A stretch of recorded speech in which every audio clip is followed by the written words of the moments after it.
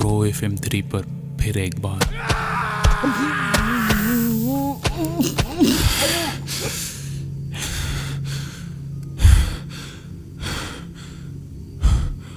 मार दिया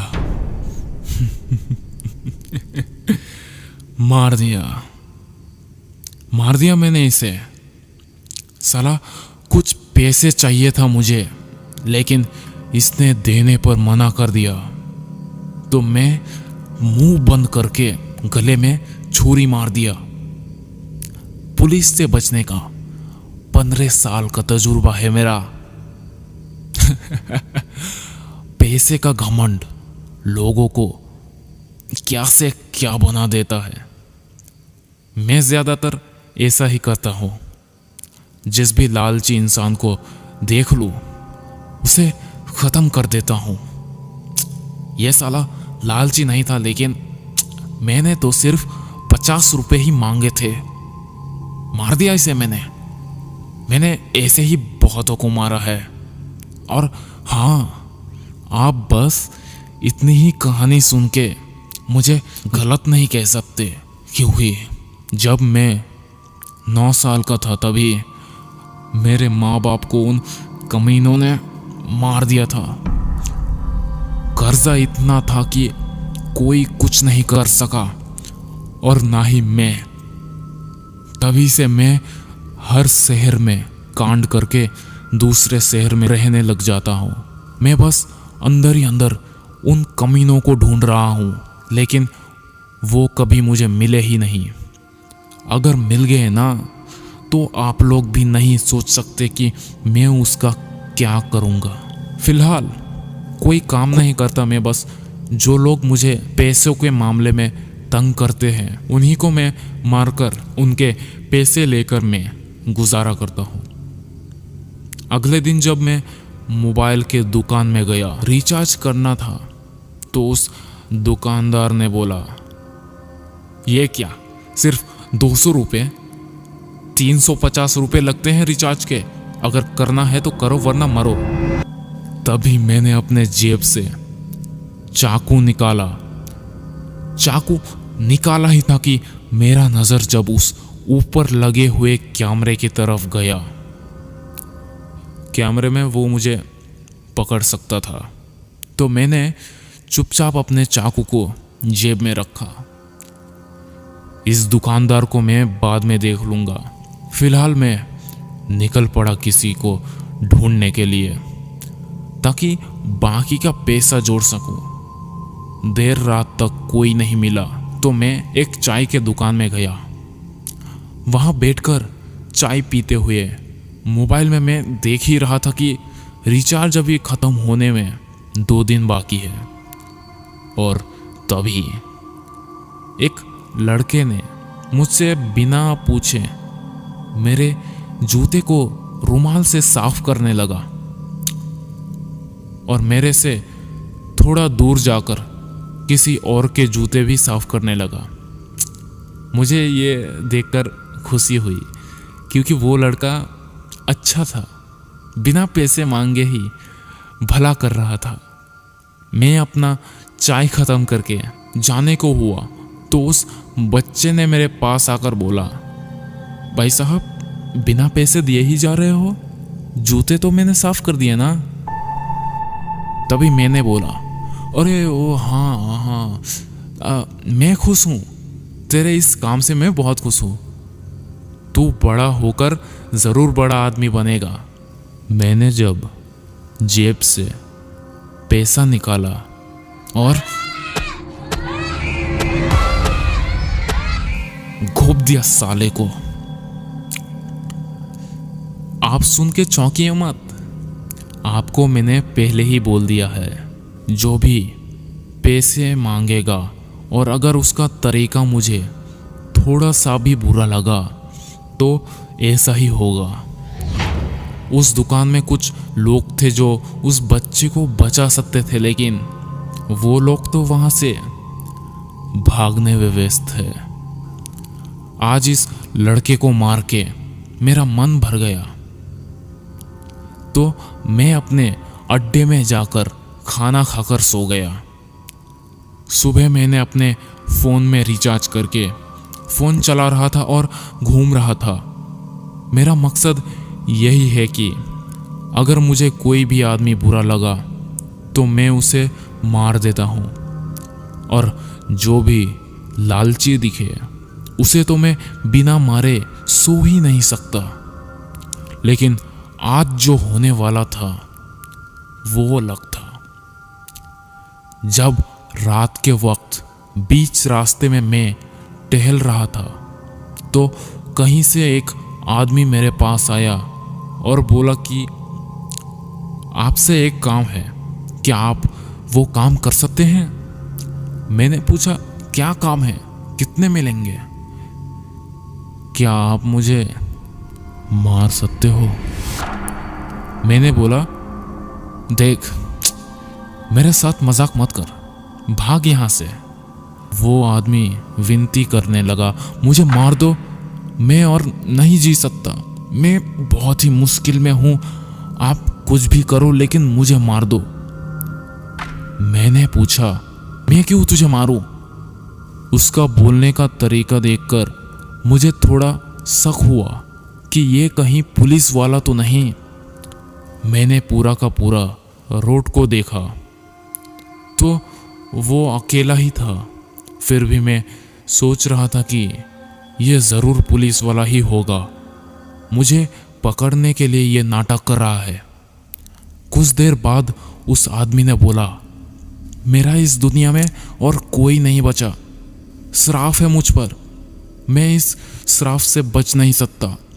उस आदमी ने ऐसे ही बहुत सारे बकवास बातें करके मुझे फंसाने का सोच रहा था, तो मैं वहाँ से भाग गया। बहुत दिनों के बाद किसी से बचकर भागना पड़ रहा है, लेकिन जब मैं अपने अड्डे में गया तो मैंने फिर उसी आदमी को पीछे पीछे आते देखा। ये बात मुझे बर्दाश्त नहीं हुआ। मैंने उसे 2 थप्पड़ लगाकर भगाने की कोशिश करा, लेकिन वो आदमी जिद पकड़ लिया था।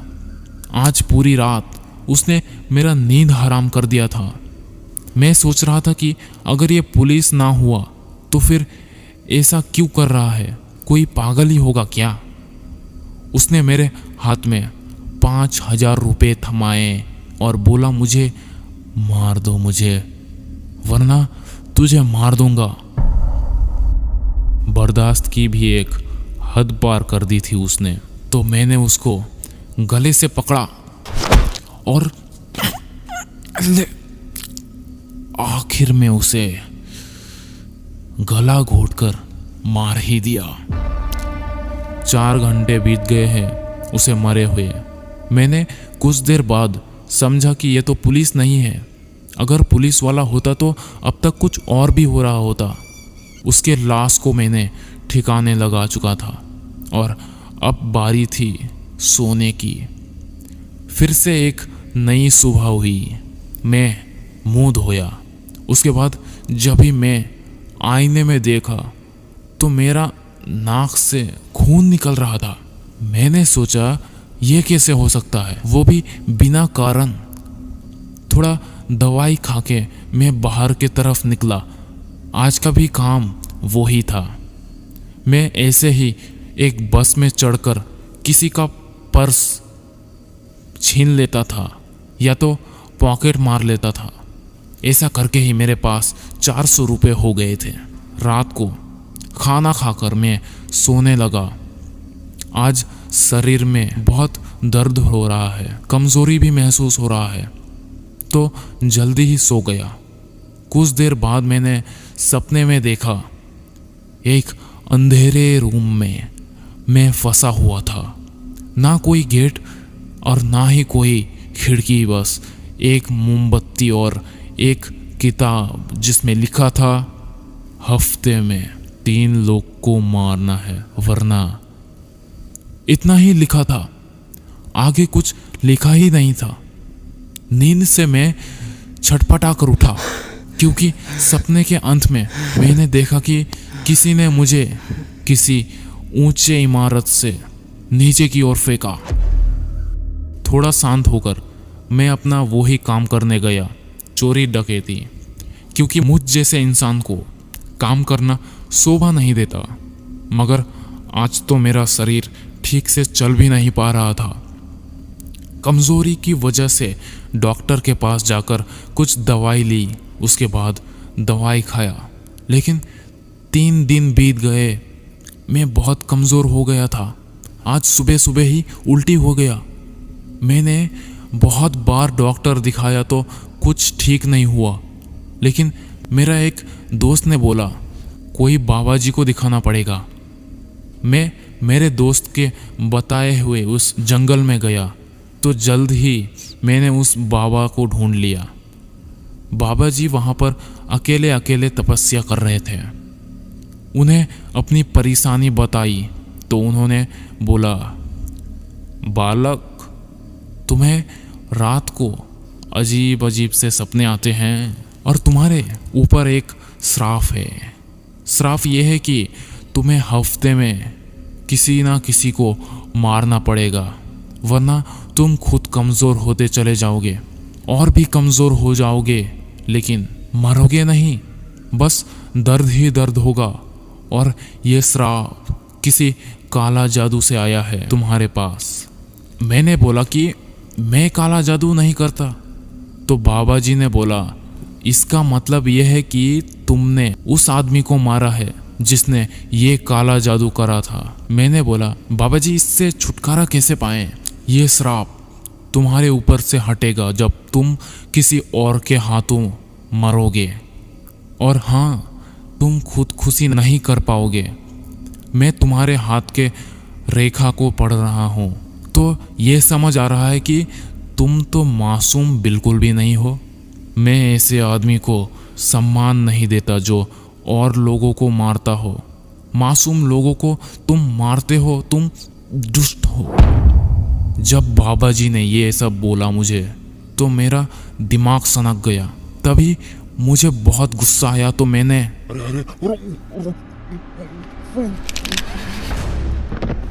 कभी कभी ये समझता हूँ कि मैं खुद को बहुत रोकता हूँ किसी को मारने से पहले, लेकिन जब गुस्सा सहन नहीं होता तो मारने की ठान ही लेता हूँ, क्योंकि अगर मैंने उसे मारते मारते बीच में ही छोड़ दिया तो वो तो सबको बता देगा ना कि मैं ऐसा हूँ। आज इस बूढ़े आदमी को मार के ऐसा लग रहा था कि मैं बहुत ताकतवर हूँ, मैं बहुत कुछ कर सकता हूँ। कुछ देर पहले तो मैं एकदम ढीला ढाला साधारण इंसान जैसा था।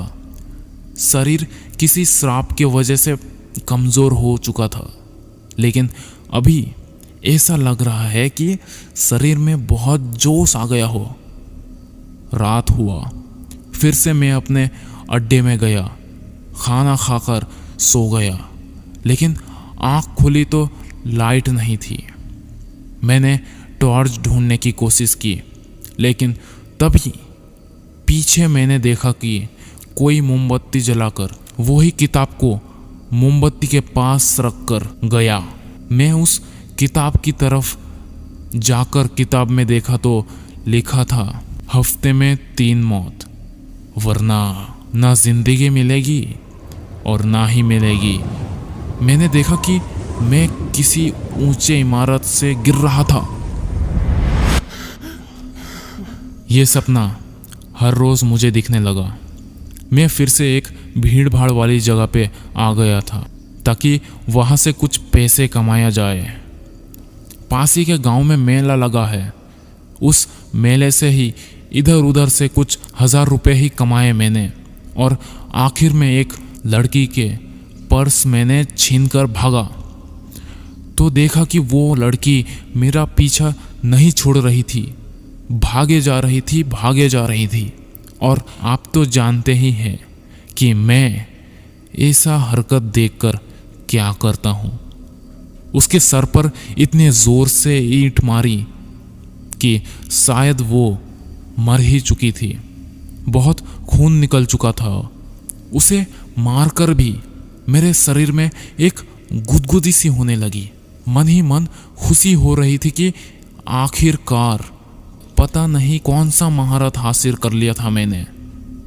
उस लड़की को मारने के बाद बाहर जाना थोड़ा मुश्किल हो चुका था, तो मैं 5 दिन अपने अड्डे में ही रहा। 5 दिन के बाद शरीर में खून जमने लगा था। बुखार इतना ज़्यादा था कि ठंड में भी मेरे शरीर किसी भट्टी की तरह तप रहा था। मैं ठीक से चल भी नहीं पा रहा था और दिन ब दिन यही बीमारी बढ़ती जा रही थी। शायद कुछ दिन और रुकता तो केचुआ बन जाता। ऐसा ही हालत हो चुका था मेरा। मैंने अपने दोस्त को फ़ोन करके उसके हाथ से दवाई बुलाया। जब मेरा दोस्त पहुंचा तो मेरे पास यही एक मौका था।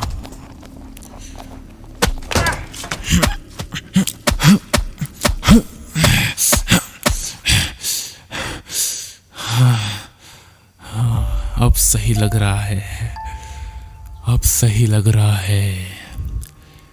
ये सब हर हफ्ते होता है। अगर मैंने किसी को नहीं मारा तो मैं अधमरा बन जाऊंगा और वो मुझे सही नहीं लगता।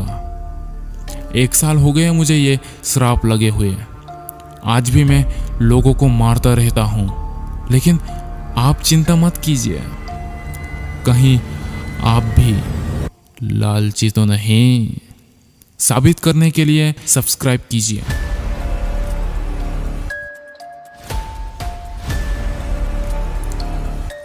अगर आपको भी ऐसे ही कहानी भेजना है तो नीचे हमारा इंस्टाग्राम का लिंक है, उसमें मैसेज कर दीजिए। आज के लिए इतना ही बस, मिलते हैं अगली वीडियो में।